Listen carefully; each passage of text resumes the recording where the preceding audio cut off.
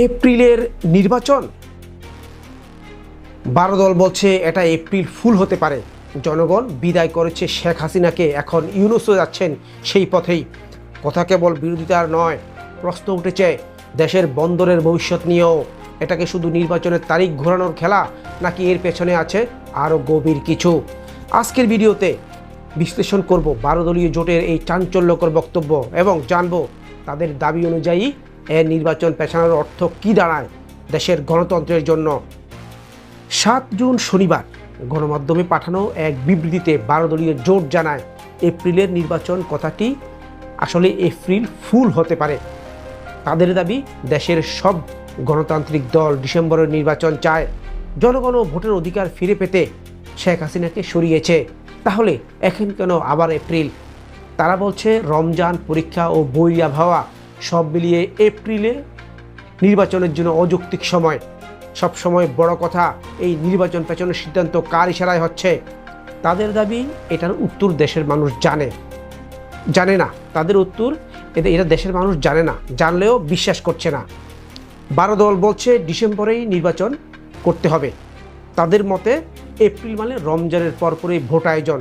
তখন একদিকে থাকবে খরা, অন্যদিকে কালবৈশাখী এবং শিক্ষার্থীদের গুরুত্বপূর্ণ পরীক্ষা। তারা এটাও বলছে এই সময় নির্বাচন করা মানে জনবিরোধী সিদ্ধান্ত চাপিয়ে দেওয়া। তবে সবচেয়ে বিস্ফোরক বক্তব্য এসেছে ডক্টর ইউনূসকে ঘিরে। 12 দলের ভাষ্য অনুযায়ী ডক্টর ইউনূস শুধু নির্বাচনের তারিখ নয়, বাংলাদেশের বন্দর ব্যবস্থাপনাও তুলে দিতে চাইছে বিদেশিদের হাতে, এবং যারা বিরোধিতা করবে তাদের প্রতিহত করা হবে। এই কথাটিকে তারা সরাসরি ফেসিবাদ বলেই আখ্যা দিয়েছে। এটা কি একজন অন্তর্বর্তী সরকার প্রধানের ভাষা হতে পারে? 12 দল বলছে না, বরং এতে প্রশ্ন উঠছে তিনি আদৌ দেশের পক্ষে দাঁড়াচ্ছেন নাকি আরেকটি পর্দার আড়ালে তৈরি হওয়া ব্যবস্থার মুখপাত্র। এই বিবৃতিতে আরও বলা হয়েছে ঈদের পর রাজনৈতিকভাবে সিদ্ধান্ত নেওয়া হবে ডক্টর ইউনূস আদৌ এই সরকারের প্রধান উপদেষ্টা হিসাবে থাকতে পারবেন কিনা। 12 দলীয় জোটের এই বক্তব্য মূলত 3টি স্তরে বিশ্লেষণ করা যায়। 1. নির্বাচন পেছানোর বিরোধিতা। তারা বলছে সময়ক্ষেপণ মানে নতুন ষড়যন্ত্র।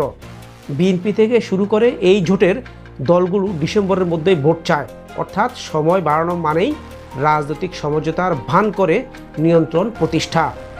2. বন্দর ইস্যু। ডক্টর ইউনূসের বক্তব্যে যে বন্দর বিদেশিদের হাতে তুলে দেওয়ার অঙ্গীকার, এই মন্তব্য জাতীয় নিরাপত্তা ও অর্থনৈতিক সার্বভৌমত্ব নিয়েই প্রশ্ন তুলেছে। 3. নেতৃত্ব ও প্রতিনিধিত্বের প্রশ্ন।